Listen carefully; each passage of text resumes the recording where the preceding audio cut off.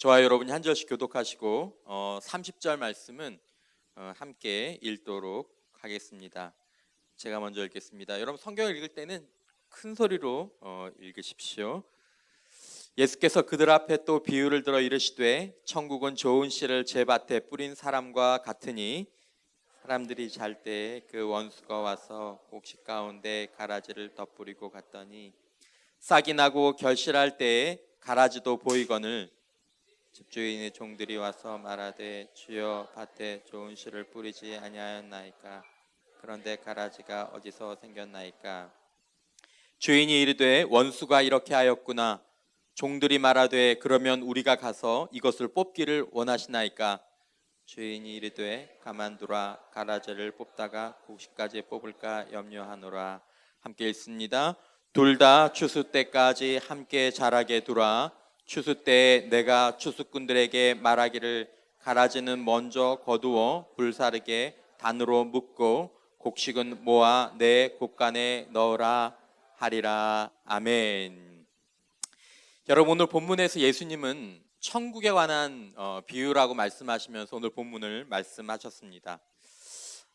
여러분 여기에서 말하는 천국은 하나님의 나라, 이 땅에 있는 하나님의 나라, 오늘날로 우리가 보자면 믿음의 신앙의 공동체라고 이야기할 수 있습니다. 그런데 여러분 이 본문을 여러분들이 자주 들어보셨을지 모르겠지만 이 본문을 보면 참 여러 가지 생각이 드는 본문입니다. 우선에 드는 생각은 예수님 당시에는 이 본문이 적용될 만한 환경이 아니었다는 것을 우리가 먼저 알 필요가 있습니다. 사실은 있었지만 무슨 말이냐면 여러분 2000년 전에 예수님을 따르는 공동체는 지금과 같지 않았습니다. 예수님 주변엔 일부 헌신된 남녀가 있었고 그리고 예수님의 말씀과 기적을 듣고 보는 그런 사람들 정도가 있었을 뿐입니다.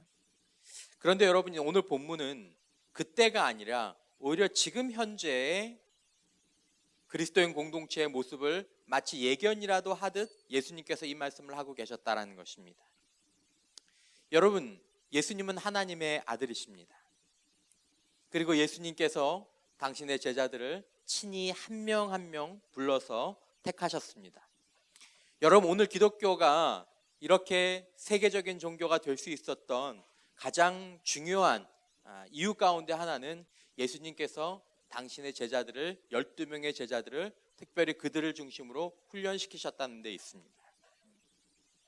여러분 사람들이 보통 인사를 보면서 대기업이나 아니면 중소기업에서 사람을 뽑을 때 좋은 사람을 뽑고 싶겠습니까? 아니면 회사에게 유익이 안 되는 사람을 뽑고 싶겠습니까?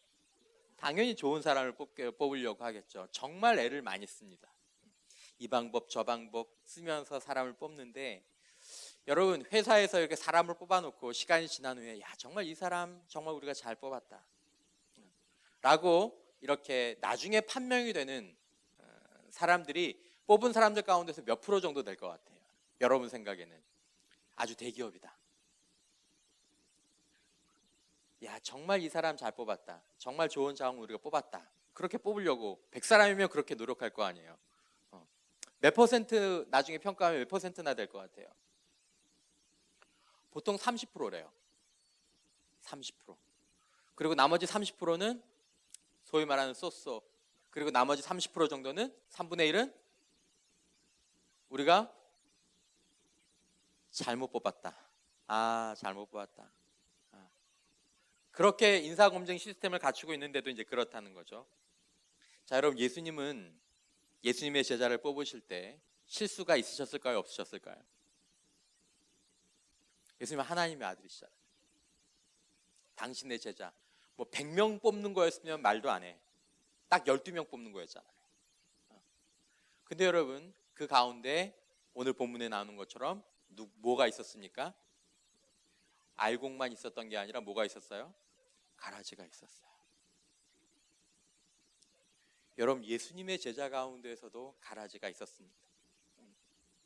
어쩌면 예수님께서도 그것을 이미 아시고 무엇인가를 보여주는 차원에서 가룟 유다를 뽑으신 이유가 있겠지만 그것은 오늘날 저와 여러분들의 공동체 가운데에서도 많은 것들을 시사하고 있다는 것입니다. 여러분 오늘 저와 여러분들이 사는 이 공동체 가운데 알곡만 존재하는 것이 아니라 당연히 가라지가 존재한다라는 것입니다. 오늘 여러분들이 교회를 바라보면서 직분에 상관없이 저와 같은 사역자 가운데에서도 여러분 예수님의 제자 가운데 가라지가 있었으면 저 같은 사역자 가운데서 가라지가 있겠습니까? 없겠습니까? 있죠. 여러분들 보기엔 제가 알곡 같아요? 가라지 같아요? 할렐루야. 이 끝까지 가야 되는데 여러분 알곡하고 가라지는 겉으로 보기에 잘 분결이나 분간이 잘 안 됩니다. 그러니까 오늘 본문에도 나오지만 이게 가라지라고 뽑다가 잘못하면 뭘 뽑을 수 있다는 거예요? 알곡도 뽑을 수 있다는 겁니다. 예수님께서 이 말씀을 하시는 거예요. 여러분 사역자들 가운데만 있겠습니까? 교회를 오래 다닌 직분자들 가운데에서 왜 없겠습니까? 예수님의 제자들 가운데 있었는데 평신도 가운데 왜 없겠습니까? 왜 없겠습니까?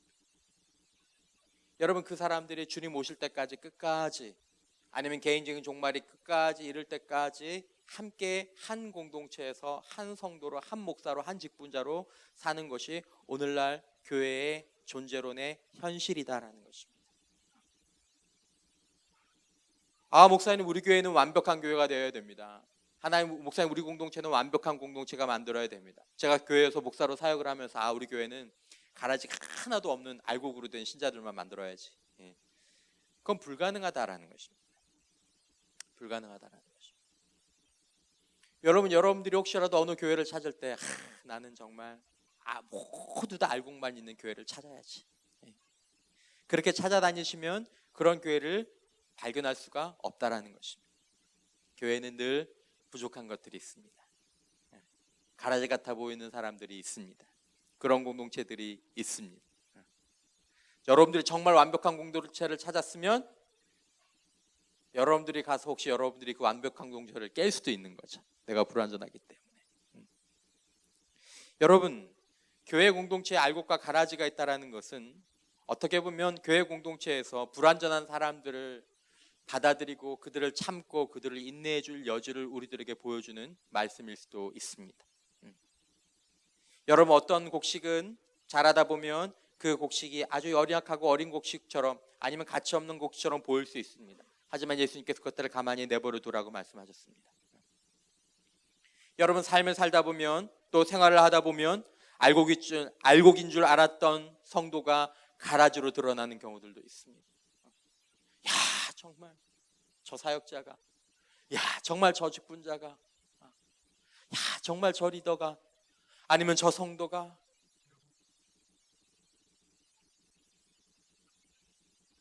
여러분 저는 주님 오실 때까지 영원히 알곡 같은 그런 사역자로 존재할 수 있을까요?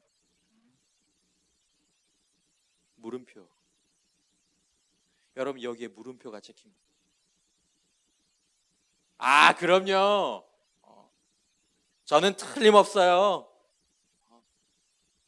신약 성경은 우리들의 모습에 대해서 이렇게 말하고 있지 않다라는 것입니다. 불확실하다, 불안하다라는 물음표가 아니라 조심스러움의 물음표를 가지고 살라라고 우리들에게 이야기하고 있다는 것입니다. 여러분 알곡과 가라지가 함께 있는 것이 교회입니다.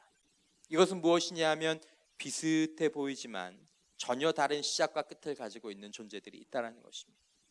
비슷해요. 가룟 유다 예수님의 제자처럼 비슷했어요. 근데 가룟 유다는 주님으로부터 온 자가 아니라 하나님으로부터 온 자가 아니라 사단으로부터 온 자였습니다. 여러분 알곡이 가라지로 되고 가라지가 알곡이 되는 게 아닙니다. 근본이 다릅니다. 근본이 달라요.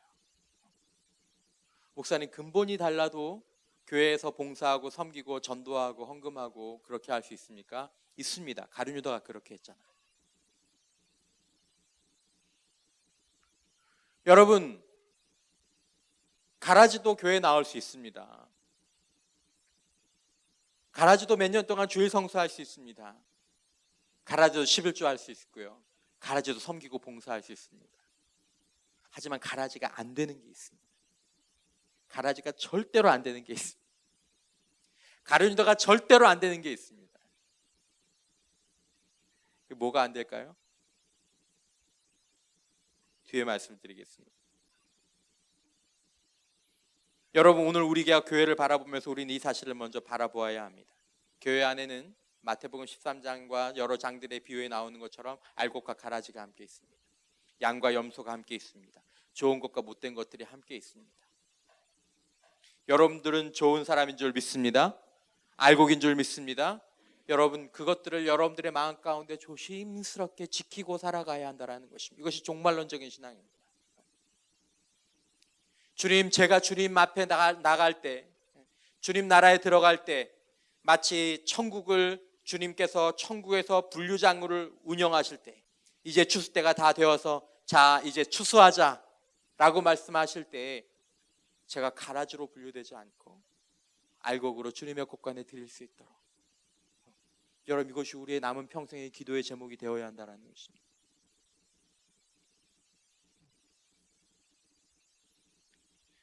여러분, 예수님으로부터 온 바른 믿음의 사람과 사탄으로부터 온 거짓 믿음이 거룩한 교회 안에 함께 하는데 주님 오실 때까지 함께 있게 될 것이다라는 것입니다. 자, 그럼 가라지의 특징이 뭐냐? 가라지에는 특징이 있습니다. 오늘 본문에는 나오지 않지만 여러분 40절에서 43절 말씀해 보면, 화면에 안 나오겠지만 제가 읽어드리겠습니다. 그런즉 가라지를 거두어 불에 사르는 것 같이 세상 끝에도 그러하리라. 인자가 그 천사들을 보내리니 그들이 그 나라에서 모든 넘어지게 하는 것과 불법을 행하는 자들을 거두어내어 풀무불에 던져 넣으리니 거기서 울며 이를 갈게 되리라. 그때 의인들은 자기 아버지 나라에서 해와 같이 빛나리라. 귀 있는 자는 들으라. 가라지의 특징은 뭐냐면 여러분, 그 나라에서 모든 넘어지게 하는 것과 불법을 행하는 것이 가라지의 특징입니다. 가라지 같은 사역자, 가라지 같은 직분자, 가라지 같은 성도, 넘어지게 하고 불법을 행하는 것이 가라지의 특징입니다. 여러분, 젊은 여러분들에게는 그럴 기회가 지금 잘 없을지 모릅니다. 하지만 여러분, 나이가 드러나서 나이가 점점점 들면서 여러분들이 점점점 교회의 중심적인 역할들을 맡게 될 때 여러분들 자신을 돌아보셔야 한다는 것입니다. 여러분들 때문에 넘어지는 사람이 없기를 바랍니다. 여러분들의 삶 가운데에서 교회는 나오고 목사로서 직분자로서 교회에서 많은 것들을 하지만 한 주의 삶을 사는 가운데 아니면 개인적인 공간 가운데에서 그의 직업적인 자리 가운데에서 불법을 행하는 자들. 가룟 유다는 돈꾀를 맡고 있던 제자였습니다. 근데 그 돈꾀에서 야금야금 자신의 입속과 뱃속을 채운 자였습니다. 불법을 행하는 자였습니다. 가라지의 특징입니다. 가라지의 특징입니다. 여러분, 가라지는 알곡의 생명을 빼앗고 방해하는 것입니다. 사단은 그 목적으로 가라지를 교회에 심습니다. 그런 자를 교회의 지도자가 되게 합니다. 그런 자가 영향력 있는 자리에 가게 됩니다. 여러분, 그럼 그 공동체가 어려워지는 거예요. 그런 사람 옆에 있으면 그 공동체에 힘이 많아요. 힘이 없어져요. 그런 사람들이 교회 가운데 공동체 가운데 많이 있으면 그 공동체가 어려움을 당하는 것입니다.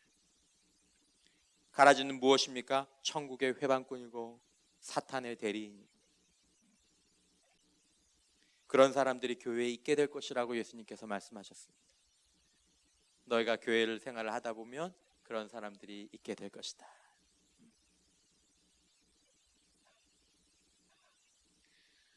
예수님께서는 이 갈곡과 가라지를 말씀하시면서 이것들을 함부로 분류하지 말라라고 말씀하셨습니다. 여러분들이 주변을 돌아보면서 누가 가라지가, 우리 가운데서 알곡과 가라지를 한번 찾아봅시다. 이렇게 하지 말라고 하셨어요. 목사님, 다음 주부터 우리가 가라지와의 100일 전투를 벌여서 가라지들을 다 쫓아내고 우리가 알곡만 있는 대학구 됩시다. 이런 얘기 하지 말라고 말씀하셨어요. 그럴 수 있겠지. 정말 눈으로 보기에 정말 가라지 같은 사람들이 있을 수 있습니다. 저건 100% 가라지다. 저 사역자는 100% 가라지다. 저 직분자는 100% 가라지다. 하지만 내 마음으로만, 내 마음으로. 그건 나중에 주님께서 그의 개인적인 종말에, 그의 천국의 종말에 하시는 것입니다. 우리가 두려워해야 될 것은 내 주변에 내가 사랑하는 사람들 가운데 모두가 다 알곡으로 주님 앞에 드러나기를 기도하고 바라는 것입니다.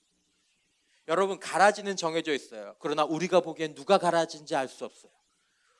운명적으로는 어떤지 아십니까 여러분? 저와 여러분들이 정말 기도하고 영향력을 미치는 가운데 가라지 같았다 보이는 사람들이 회개하고 주님 앞에 바른 삶을 살게 되면 그 사람이 알곡인 거예요.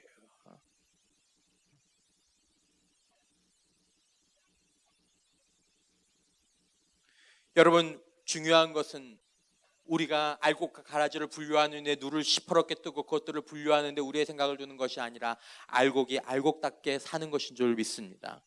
알곡이 선명해지는 것이 필요하다라는 것입니다. 여러분들은 정말 알곡이냐라는 것입니다. 저와 여러분은 정말 알곡 같은 사람이냐라는 것입니다. 우리는 정말 알곡 같은 신자냐라는 것입니다. 가라지가 넘어지게 하고 불법을 행하는 자라면 우리는 우리를 통해서 사람들이 세워지고 우리가 있는 삶의 공간들 가운데에서 그리스도의 아름다움들을 드러내는 통로로서 사용되고 있는 사람들이냐라는 것입니다. 여러분, 주님의 교회 안에는 사람들을 넘어지게 하고 불법을 자행하는 자들에 대한 명백한 심판이 기다리고 있습니다. 여러분, 이것을 두려워해야 합니다. 여러분, 기독교는 심판이 있는 종교입니다. 반드시 개인적인 심판이 기다리고 있는 종교입니다. 우리는 모두가 다 천국의 타작마당을 지나가야 될 존재다라는 것입니다. 여러분 자신 있습니까? 주님, 이 알곡을, 여러분, 성경의 구원론은 이중적인 측면을 가지고 있습니다. 이중적이라는 말은 무엇이냐 하면 이미 완성되었지만 끝까지 지켜나가는 것이 구원이다라는 것입니다. 여러분, 이 사실을 잘 이해하셔야 합니다. 여러분, 구원받았다는 것은 왜 이렇게 이중적인 측면이 나오느냐 하면 구원받았다는 것은 어떤 증명서를 받는 게 아니기 때문에 그렇습니다. 만약 이런 증명서를 받는 거라면 여러분, 구원은 이중적인 면을 갖지 않습니다. 구원받았다는 것은 무엇이냐 하면 예수 그리스도의 십자가와 부활을 통해서 내가 하나님 나라의 백성이 되고 하나님 나라의 자녀가 되는 것, 이것이 구원의 의미입니다. 야, 너 구원받았어? 라는 말은 야, 너 증명서 있어? 이 말이 아니라 너 하나님의 자녀 됐어? 라는 말입니다. 너 하나님의 백성 됐어? 라는 말입니다. 내가 하나님의 자녀 됐어. 내가 하나님의 백성이 됐어. 하나님이 내 아버지시고 하나님이 나의 왕이셔. 이게 구원을 받았다라는 말의 의미입니다. 여러분, 구원 받으셨습니까? 구원 받으셨습니까?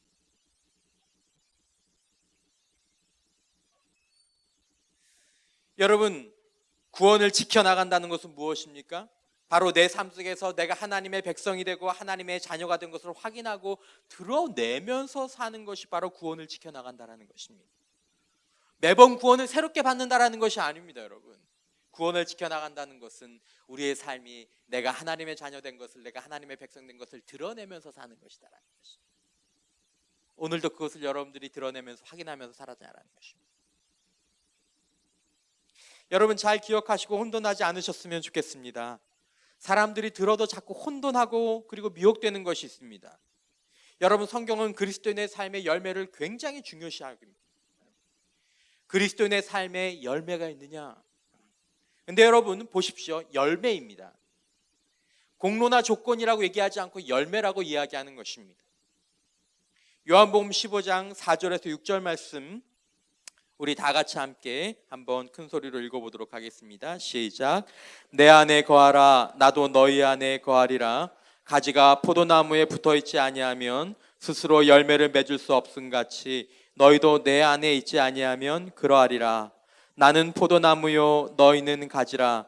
그가 내 안에 내가 그 안에 거하면 사람이 열매를 많이 맺나니 나를 떠나서는 너희가 아무것도 할 수 없음이라. 사람이 내 안에 거하지 아니하면 가지처럼 밖에 버려져 마르나니 사람들이 그것을 모아다가 불에 던져 사르느니라. 아멘. 신약 성경의 열매에 관해서 가장 중요한 본문입니다. 여기서 강조하는 것은 무엇입니까? 열매를 물론 강조하죠. 하지만 여기서 가장 중요한 것은 내 안에 거하라라는 것입니다. 나와의 관계 가운데에서 있으라라는 것입니다. 오늘도 주님과 교제하는 삶 가운데 있으라는 것입니다.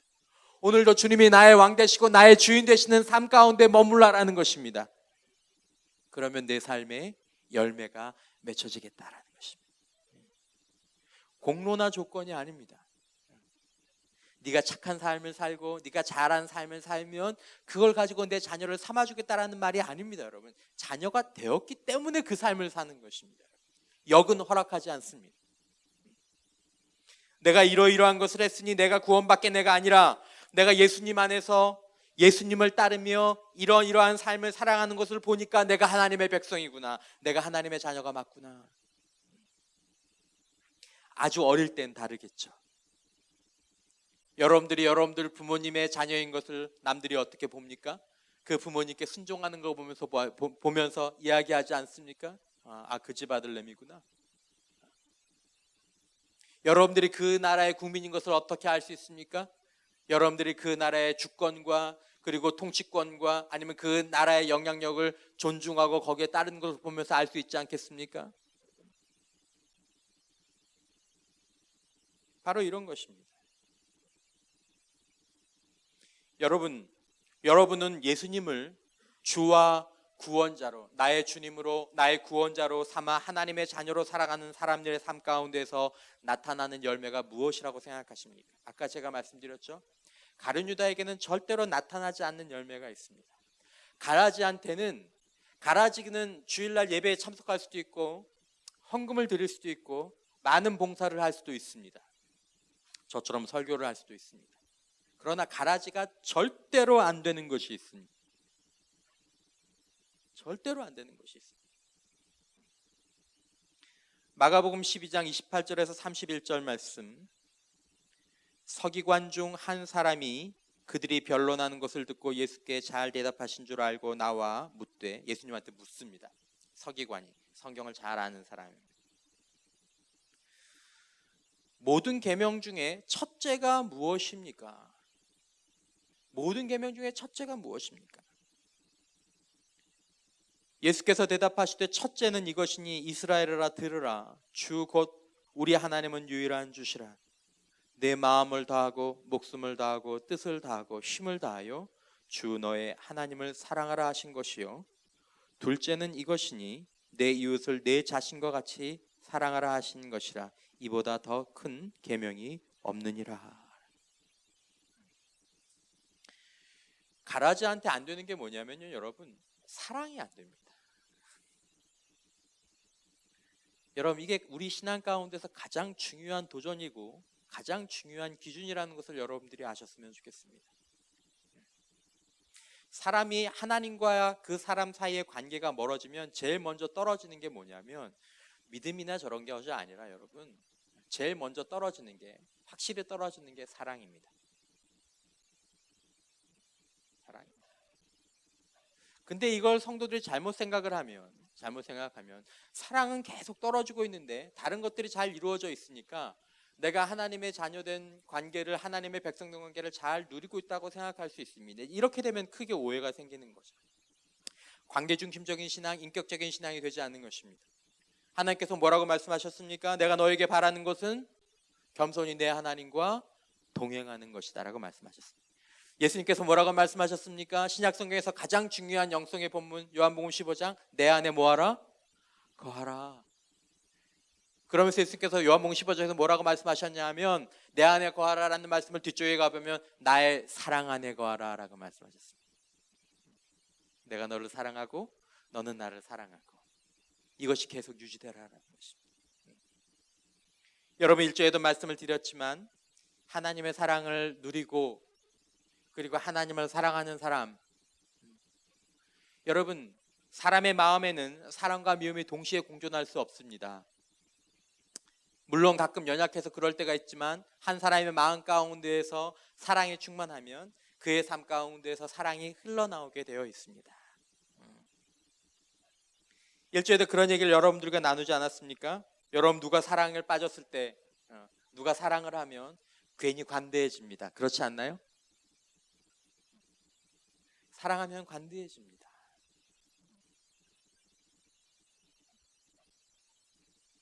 여러분 지금 여러분들의 마음 가운데 있어서는 주님과 우리 하나님과 성령 안에서 어떤 교제들을 지난 한 주간 동안 이루시며 살았습니까? 그리스도인의 가장 큰 축복은 하나님과 교제하는 축복임을, 하나님과 사랑하는 축복임을 믿으시기를 주님의 이름으로 축원합니다. 하나님과 부모로서 자녀로서 살아계신 그 하나님의 자녀로서 그분과 교제하면서 사는 것이 그리스도인의 삶 가운데서 가장 큰 복인데, 오늘날 많은 성도들이 그 복을 누리지 못하면서, 오늘날 많은 젊은이들이 그 복을 누리면서 살지 못한다라는 것입니다.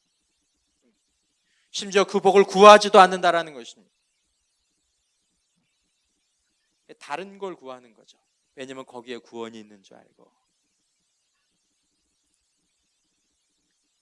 학점에, 사람의, 진로에, 취업에, 쾌락에, 여러분 거기에 구원이 있습니까? 구원이라는 말은 진정한 만족을 의미하는 것입니다. 여러분 지속적인 의미가 있습니까? 6개월이 지나고 1년이 지나도 사라지지 않는 깊은 만족감. 여러분 그것이 여러분들을 정말 아름답게 빚어주고 있습니까?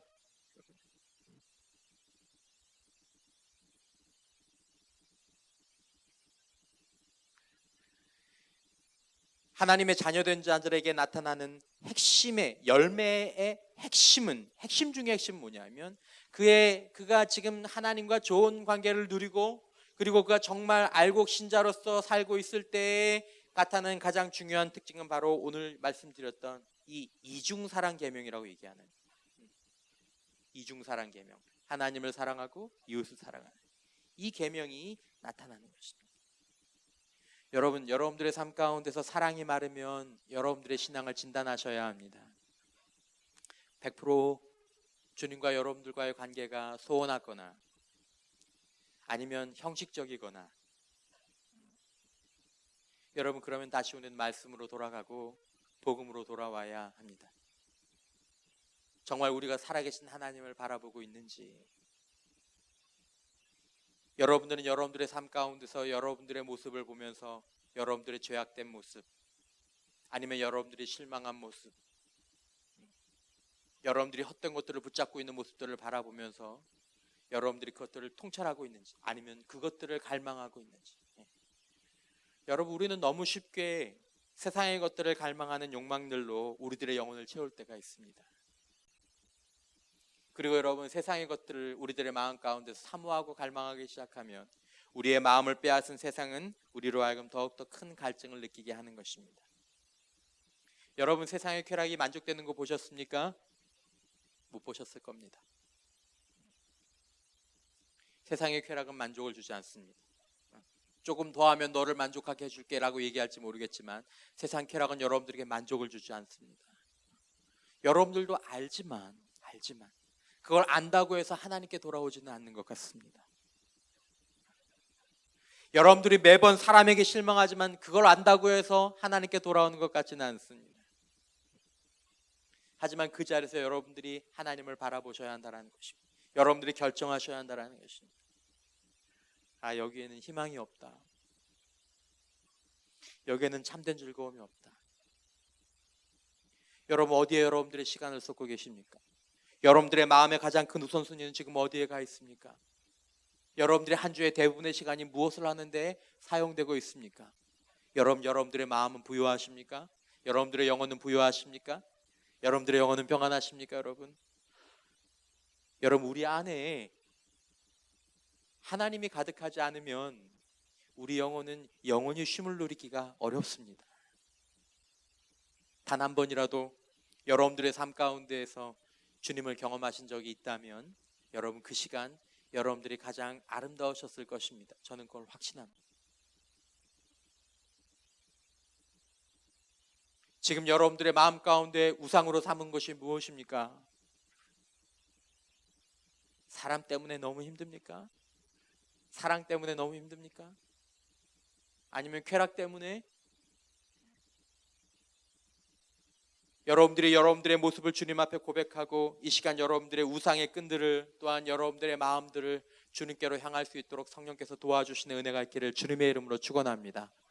고백하시고 구하셔야 한다는 것입니다. 주님, 제가 자꾸 헛된 것들을 붙잡습니다. 헛된 것이라 누가 이제 얘기하지 않아도 내가 그것이 헛된 것인 줄 아는데 제 마음이 자꾸 그쪽으로 갑니다. 제 시간이 자꾸 그쪽으로 갑니다.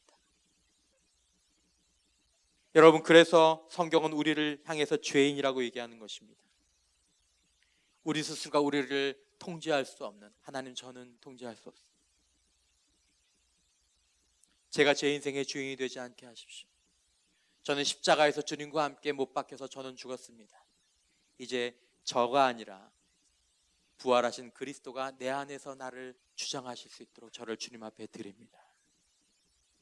그러면서 한 걸음 한 걸음 변화가 찾아오는 것입니다. 한 걸음 한 걸음, 하루하루, 조금씩 조금씩.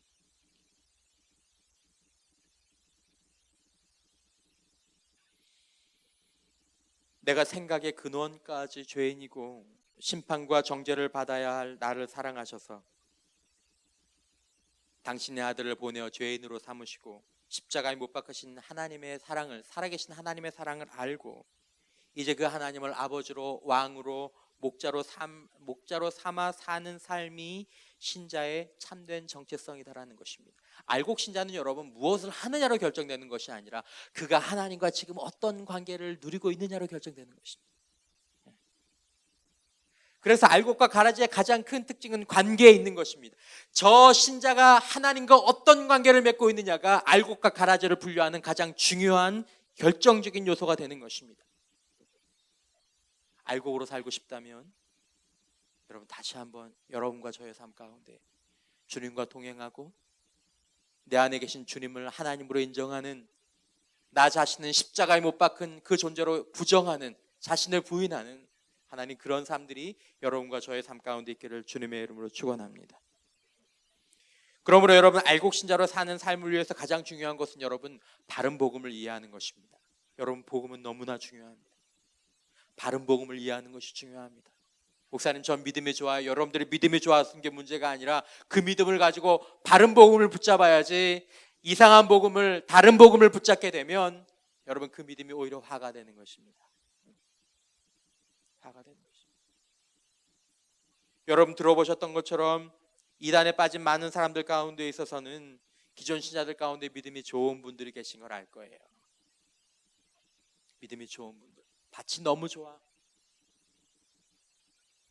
뭐든지 다 잘 받고 하나님의 말씀이라면 뭐든지 다 순종하려고 하고 너무너무 귀한 분들이, 근데 거기에 좋은 씨가 아니라 나쁜 씨가 뿌려지면 그게 자라는 거예요. 뽑지 못할 만큼 자라는 거예요. 여러분, 복음은요, 살아계신 하나님, 복음은요 이 죄인된, 복음은요 하나님의 아들 예수 그리스도, 복음은요 예수 그리스도께서 날 대신하여서 죽으신 그 십자가와 그 부활. 여러분, 그 복음은요 한 번 듣고 끝내는 신앙의 초급 과정이 절대로 아닙니다. 그 복음 안에서 나를 더 발견하고 하나님을 더 알아갈수록 나를 부인하고 내 안에 계신 예수님을 따라서 살지 않을 수 없게 되는 것입니다. 여러분들의 삶 가운데서 아직 주님을 붙잡지 못하고 하나님을 더 아름답게 붙잡지 못하는 사람들은 몇 가지 이유가 있겠지만 저는 그 중에 가장 중요한 것은 여러분들이 복음을 조금 더 깊이 묵상하지 않기 때문이라고 생각합니다. 나 복음 다 알아요. 글쎄요, 그럴까요? 여러분들이 하나님을 충분히 들어보셨을까요? 여러분들이 여러분들의 죄와 정말 직면해 보셨을까요? 여러분들이 말씀 속에서 예수님을 조금 더 보셨을까요?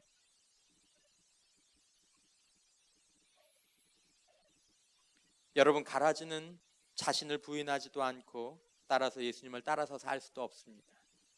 복음에는 자기 부인이 따라옵니다. 여러분들은 자기를 부인하고 계십니까? 아니면 여러분들은 자기를 부인하고 싶으십니까? 왜 여러분들은 여러분들을 부인하고 싶으십니까? 복음 안에서 발견된 나의 모습입니다. 하나님, 살아계신 하나님의 거룩하심 앞에서 발견된 제 모습은 이렇습니다. 하나님, 제 생각의 한 컷 한 컷 한 컷이 매 프레임마다 하나님 죄가 묻어 있습니다. 하나님, 저는 아주 작은 것도 스스로 통제하지 못하는 연약함도 있습니다.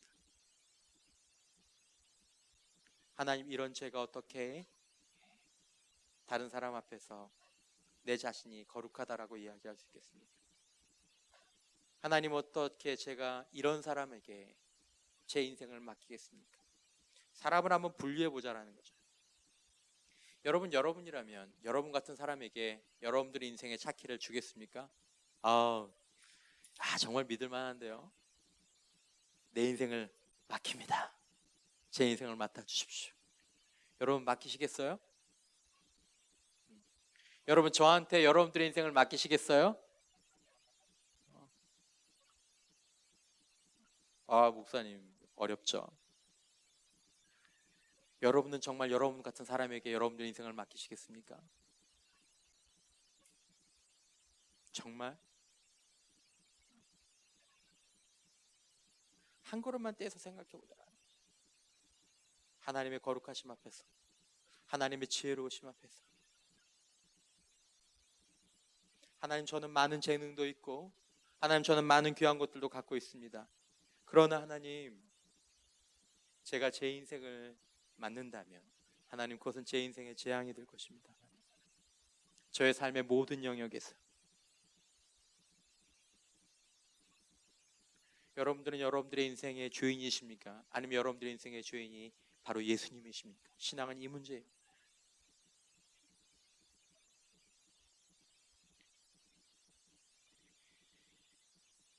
여러분, 가라지는 자기를 섬기며 자신의 정욕을 따라 행합니다. 가라지의 특징은 명확합니다. 자신이 하나님이십니다. 어린 신자의 특징도 명확합니다. 자기가 하나님입니다. 자기가 하나님.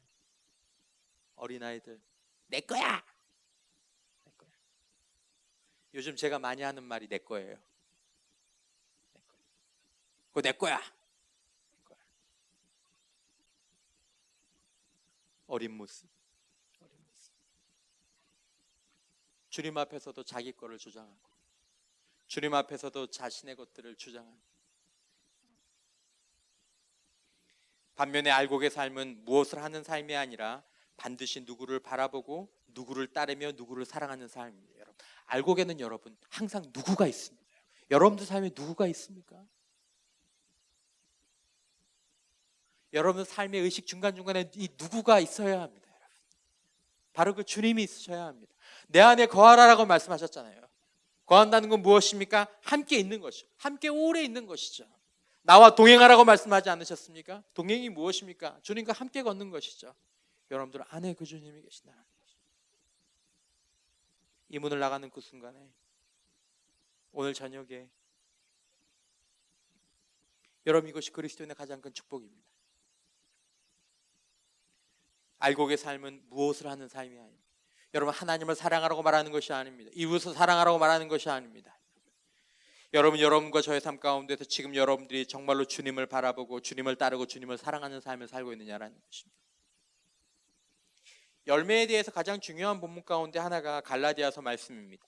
갈라디아서 5장 18절에서 23절까지의 말씀, 우리 18절 말씀 부터 같이 한번 읽어보도록 하겠습니다. 시작. 너희가 만일 성령의 인도하시는 바가 되면 율법 아래에 있지 아니하니라. 육체의 일은 분명하니 곧 음행과 더러운 것과 호색과 우상 숭배와 주술과 원수 맺는 것과 분쟁과 시기와 분냄과 당지는 것과 분열함과 이단과 투기와 술 취함과 방탕함과 또 그와 같은 것들이라. 전에 너희에게 경계한 것 같이 경계하노니 이런 일을 하는 자들은 하나님의 나라를 유업으로 받지 못할 것이요 오직 성령의 열매는 사랑과 희락과 화평과 오래 참음과 자비와 양성과 충성과 온유와 절제니 이 같은 것을 금지할 법이 없느니라. 아멘. 여러분, 그리스도인의 이상은 무엇인 줄 아십니까? 이 같은 것을 금지할 법이 없다라는 말은 법 없이도 산다라는 것입니다.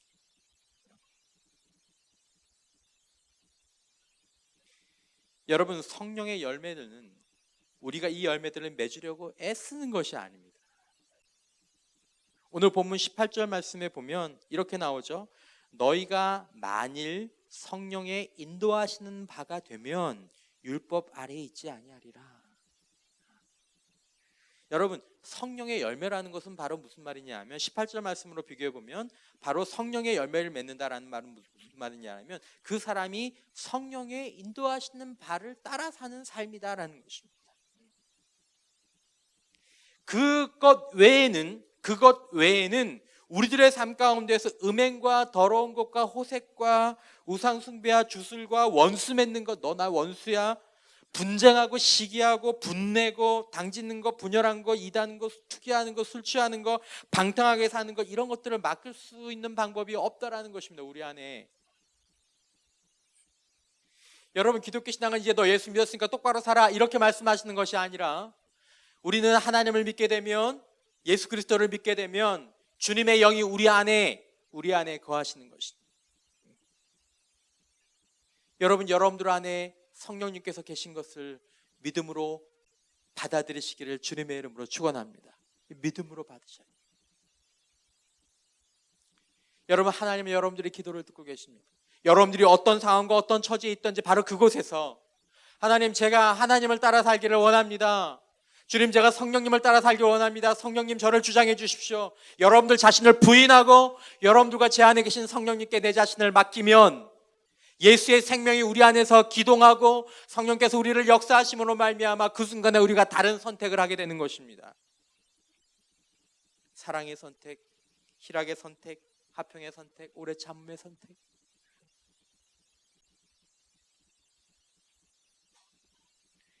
성령의 인도하는 바를 무시하고 거기에 관심을 두지 아니하시면 여러분과 저의 삶 가운데서 육체적인 일의 열매들이 맺힙니다. 분내고 화내고. 여러분, 우리 이제 이 삶을 훈련해가는 삶을 살고 있는 것입니다. 그러므로 알곡 신자로 살기 위해서 성도는 자신의 내면에 내주하시는 성령님을 의식하고 성령님을 따르는 삶을 살아야 한다는 것입니다. 여러분들은 홀로 있지 않습니다.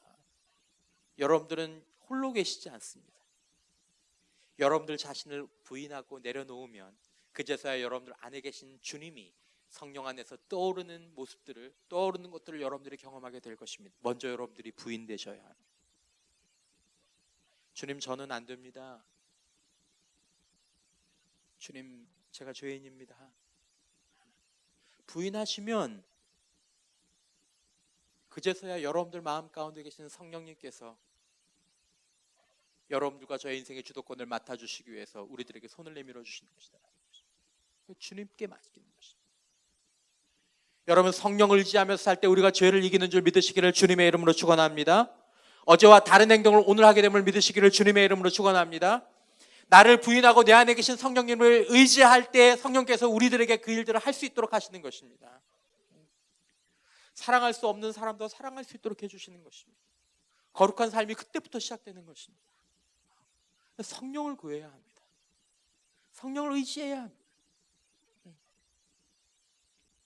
여러분, 때로 여러분들이 잘 살고 있을 때, 여러분들이 아름다워 보이고 여러분들이 멋있어 보이고 여러분들이 높은 성취를 보이고 있을 때 여러분들은 자연스럽게 여러분들 자신을 다시 의지하게 될 것입니다. 마음 아픈 순간, 여러분, 할 수만 있다면 하나님께서 저와 여러분들을 어떤 상황에도 불구하고 우리를 약하게 만들어 주시는 은혜가 있기를 축복합니다. 그럴 때 우리가 제일 강해진다고 사도 바울이 얘기했습니다. 약할 때 강함 주시네. 하나님, 제가 너무 약합니다. 너무 부족합니다. 하지만 제 안에 계신 성령님께서 강하시니 성령님, 저를 주장하여 주십시오. 올바른 일을 행할 수 있도록, 참을 수 있도록, 인내할 수 있도록, 온유할 수 있도록 절제할 수 있도록 성령님, 저는 안 됩니다.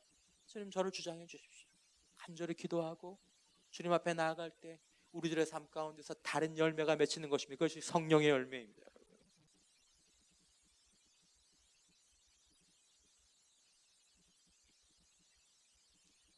여러분, 이 일은 저절로 이루어지는 것이 아닙니다.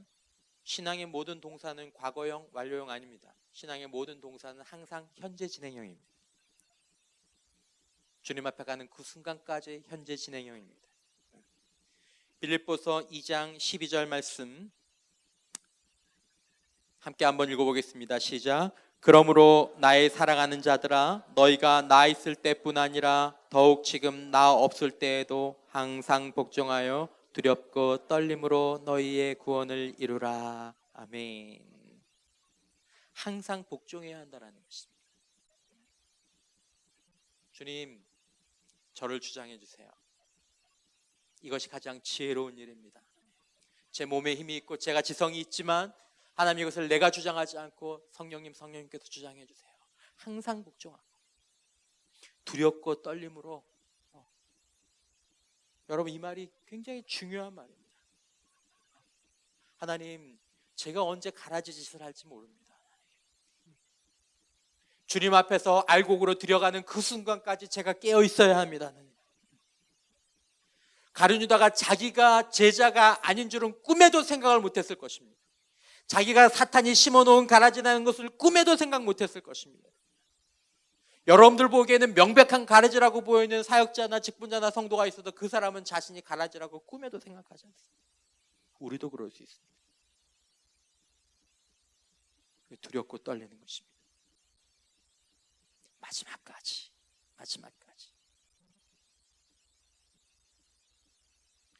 구원은 이루어진 것입니다. 하지만 동시에 그 구원을 확인하고 드러내면서 살아야 하는 것이 참된 구원의 삶이다라는 것입니다. 여러분, 사도 바울은 어떤 사람입니까? 여러분, 사도 바울이 알곡이겠습니까? 가라지겠습니까? 사도 바울이 알곡입니까? 가라지입니까? 알곡이죠. 사도 바울이 알곡이 아니면 누가 뭘 하겠습니까? 사도 바울의 자의식이 어땠는지 아십니까? 고린도전서 9장 17절에 보면 내가 내 몸을 쳐 복종하게 함은 내가 남에게 전파한 후에 자신이 도리어 버림을 당할까 두려워함이로다. 알곡인 줄 본인도 알았어요. 근데 여러분, 이건 과장이 아닙니다. 설교적인 과장이 아니라 내가 내 몸을 쳐서 복종하게 함은, 이 말은 무슨 말이냐면 자신을 하나님 앞에 매일매일 드리고 두렵고 떨림으로, 바로 두렵고 떨림이란 말은 빌립보서 성도들에게 얘기했지만 바로 자기의 의식이다라는 것입니다. 하나님, 오늘도 제가 하나님 알곡으로, 하나님 가라지 짓 하지 않도록, 저 때문에 누군가 넘어지지 않도록, 하나님, 제가 한번 넘어지면, 서로 성도가 한번 넘어지면 주변에 있는 사람들이 다 교회를 안 다녀요. 여러분 가운데 그런 얘기 들어본 적 있잖아요. 나는 걔 때문에 교회 안 다녀. 나는 그 이모 때문에 교회 안 다녀. 나는 그 아버지 때문에 교회 안 다녀. 여러분, 직분자가 가라지 짓을 한번 하면 여러분, 교회가 휘청합니다. 저 같은 사람이 가라지 짓을 한번 하면 어떻게 되겠습니까? 사도 바울 같은 사람이 가라지 짓을 한번 하면 어떻게 되겠습니까? 많이도 아니에요, 여러분. 딱 한 번만, 아니 딱 두 번만. 두렵고 떨리네. 내가 남에게 전파한 후에, 사도 바울이 전해서 복음을 믿었습니다. 구원도 시켰습니다. 근데 다 그렇게 하고 내가 버림을 당하는, 짜잔, 너는 가라지였어. 와, 그걸 두렵다라는 거예요. 맞다, 이걸 두려워하면서 살아야 한다는 것입니다. 여러분, 여기에 대한 두려움이 있으십니까? 너무 편안하신 거 아닙니까? 가라지도 살아서 괜찮아요, 목사님. 여러분, 그렇지 않습니다. 여러분들의 인생을 소중히 생각하십시오. 여러분의 영향력을 소중히 생각하십시오. 사도 바울이 뭐라고 얘기하고 있습니까? 고린도후서 13장 5절 말씀 한번 같이 한번 읽어보겠습니다. 시작. 너희는 믿음 안에 있는가? 너희 자신을 시험하고 너희 자신을 확증하라. 예수 그리스도께서 너희 안에 계신 줄을 너희가 스스로 알지 못하느냐? 그렇지 않으면 너희는 버림받은 자니라. 아멘. 명백한 기준은 이것입니다. 네 안에 예수가 있어? 네 안에 예수가 있어? 여러분들 안에 예수님 계십니까? 이걸 확인하라고 얘기했습니다. 너희가 믿음 안에 있는가? 너희 자신을 시험하고 확증해라. 이건 너희가 구원받았는가? 너희 자신을 시험하고 확증하라는 것입니다.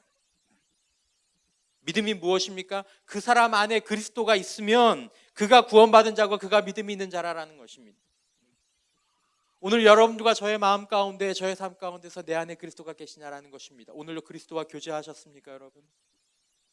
그분을 사랑하셨습니까? 그분을 사모하셨습니까? 여러분들과 저를 부인하고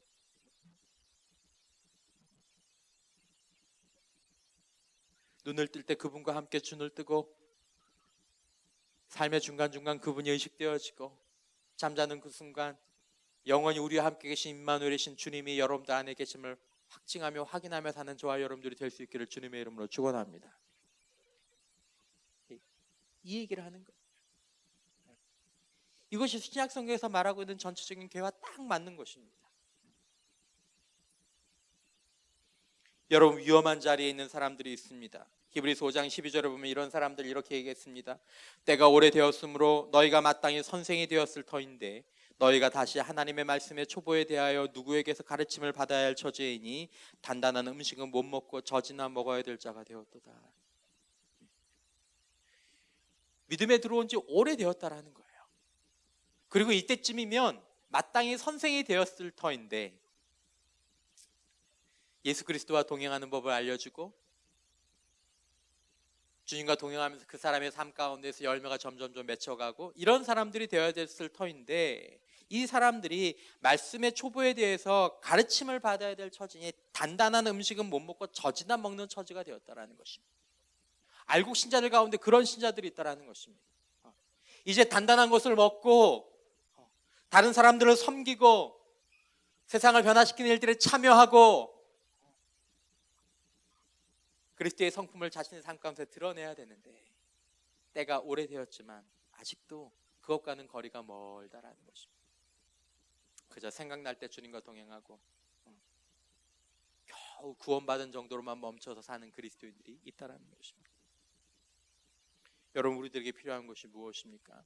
여러분, 성경은 정확하게 성도의 여정에 대해서 얘기하고 있습니다. 예수 믿은 사람들이 어떤 삶의 여정을 가야 하는가? 여러분, 그것은 바로 복음의 당금질, 훈련이 있는 삶의 여정들을 성도들이 가야 한다라고 말씀하셨습니다. 마태복음 28장 18절에서 20절 말씀 예수님께서 말씀하셨습니다. 예수께서 나와 말씀하여 이르시되 하늘과 땅의 모든 권세를 내게 주셨으니 그러므로 너희는 가서 모든 민족을 제자로 삼아 아버지와 아들과 성령의 이름으로 세례를 베풀고 내가 너희에게 분부한 모든 것을 가르쳐 지키게 하라. 볼지어다 내가 세상 끝날까지 너희와 항상 함께 있으리라. 특별히 20절 말씀 여러분. 내가 너희에게 분부한 모든 것을 무엇에서 지키게 하라? 가르쳐 지키게 하라. 이 말은 무슨 말입니까? 성도는 구원을 받게 되면 그것을 구원받았네 끝나는 것이 아니라 누군가 가르쳐주면 나는 뭐 하는 거죠? 배우는 거죠. 여러분, 성도는 두 가지 중에 한 자리에 있어야 합니다. 배우든지 가르치든지.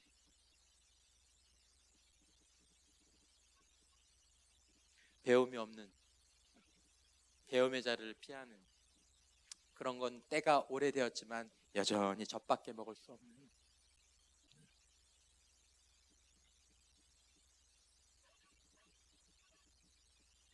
배워 지키는, 배워야 지킬 수 있습니다. 여기서 말하는 배운다라는 신약 성경 용어로 바꾸자면 훈련한다라는 얘기입니다. 야, 내가 오늘 주의 성령을 받았으니까 내가 성령만 받으면 내일부터는 지킬 수 있겠지. 아니요, 여러분. 그것이 좋은 계기는 되기는 하지만 아주 좁은 계기가 됩니다. 온전한 인격과 온전한 그리스도의 삶을 살려면 반드시 훈련이 있어야 됩니다. 성경적인 훈련이.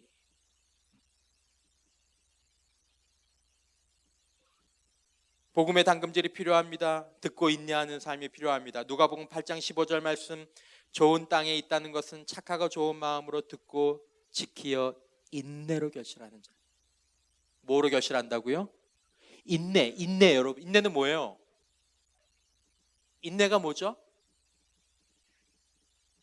꾹 참는 겁니다. 여러분, 기독교 신앙을 갖고 성령 충만을 받으면 모든 것이 다 인내 없이도 내 마음 가운데서 막 일들이 하고 싶고 저리 하고 싶고 이렇게 돼서 산다고 생각하면 아니라는 것입니다, 여러분. 인내를 모르는 그리스도인은 젖을 먹게 되는 것입니다. 여러분, 기도하는데 인내하십니까? 예배하는데, 말씀을 묵상하는데, 누군가를 사랑하는데, 여러분, 인내가 필요하다라는 것입니다. 인내가. 이를 악물고 하고 싶지 않은데 참는 인내. 하나님 우리에게 거룩한 인내를 허락하여 주시옵소서. 하나님 인내를. 하나님 제가 인내로 결실하기를 원합니다. 성령님 저에게 인내를 허락하여 주십시오. 제 인간적인 인내는 너무 연약합니다. 성령님 저로 인내할 수 있도록 주님 도와주십시오. 여러분 신앙생활하다 보면 삶을 살다 보면 여기서 더 이상 한 발도 앞으로 못 갈 것 같은 때들이 찾아오게 됩니다. 바로 그 시점이 우리가 성장하는 시점입니다. 여러분 헬스장에서 웨이트 트레이닝을 하다 보면 여러분 그런 시간들이 찾아옵니다. 와 도저히 못 들겠다. 10kg 못 들겠다. 여기까지 내 끝이야. 끝.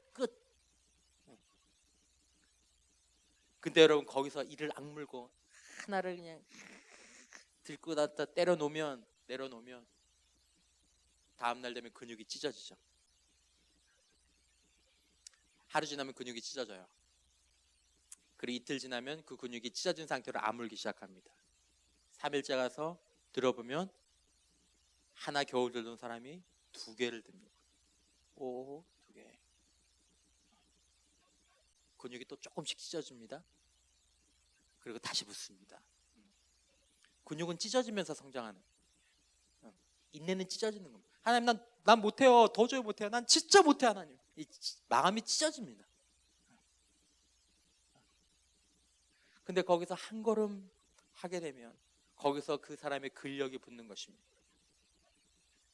근력을 키우는 건 인내를 통해서 난 더 이상 못한다. 나는 더 이상 할 수 없지만 하나님께서 우리를 성장시키실 때는 더 이상 할 수 없는 지점까지 우리를 압박하십니다. 하나님이 성장시킬 만한 사람들은 그렇게 압박하십니다. 너무 힘들고 너무 슬프고 너무 눈물 나고.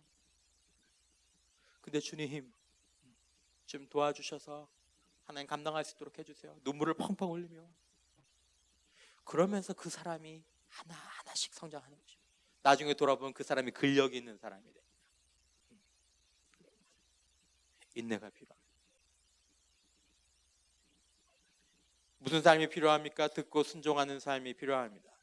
일전에 말씀을 나눈 것처럼 누가복음 46장에서 47절 6장 46절 47절 말씀 너희는 나를 불러 주여 주여 하면서도 어찌하여 내가 말하는 것을 행하지 아니하느냐 내게 나와 내 말을 듣고 행하는 자마다 누구와 같은 것을 너희에게 보이리라. 여러분 몇 차례 말씀드린 것처럼 여러분들과 제가 주님의 말씀을 듣고 행하는 말씀의 사람이 될 수 있기를 주님의 이름으로 축원합니다. 여러분 바쁘지만 여러분 말씀 보십시오. 말씀으로 여러분들을 채우십시오. 그냥 한두 장 눈으로 읽는 것 같은 어림도 없습니다. 여러분 최소한 하루에 3장 이상씩은 여러분 기도하는 마음으로 성경을 큰 목소리로 읽으시면서 그리고 한 본문을 여러 번 읽으시면서 여러분들의 마음의 말씀이 채워지게 하십시오. 그래야 행할 수 있습니다. 그래야 행할 수 있습니다. 말씀을 맺겠습니다. 여러분 저와 여러분들의 삶 가운데에서 참으로 우리 공동체가 알곡의 공동체가 될 수 있기를 주님의 이름으로 축원합니다. 가라지가 있을 수 있습니다. 그러나 알곡이 건강하면 가라지는 그 공동체에 영향을 주지 못하고 있다가 물러나게 됩니다. 여러분 하나님의 공동체는 알곡으로 운영되는 것입니다. 여러분 가라지를 두려워할 필요가 없습니다. 예수님께서 이 말씀을 하신 건 가라지 두려워하지 말라는 것입니다. 내 공동체는 가라지에도 불구하고 아름답게 성장할 것이라고 주님께서 약속하신 말씀이 있습니다. 오늘 우리가 그 말씀을 따라 순종하며 사는 것입니다.